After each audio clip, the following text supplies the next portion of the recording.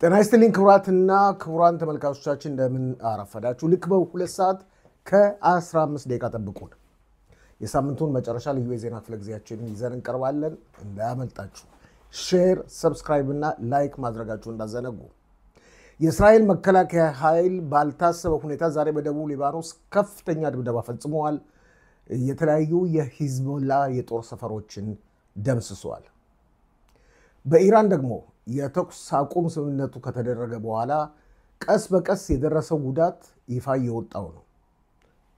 አያቶላ ኻሜኒ የኢራን መንፈሳዊ መሪ ትናንት ለህዝባቸው ያደረጉት ንግግር ከምሽግ ውስጥ ተደብቀው እንደነበር ሙሉ ለሙሉ ተረጋግጧል።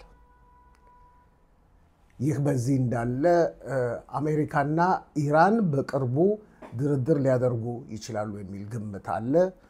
የኢራን መንግስት በበኩሉ ሰልለዋል ተብሎ የጠረጠሩ 700 የአገሪቱን ዜጎች በቁጥጥር ስር አውለዋል፣ 3 ደግሞ ገድሏል። ልክ በ2 ሰዓት ከ15 ደቂቃ ጠብቁን።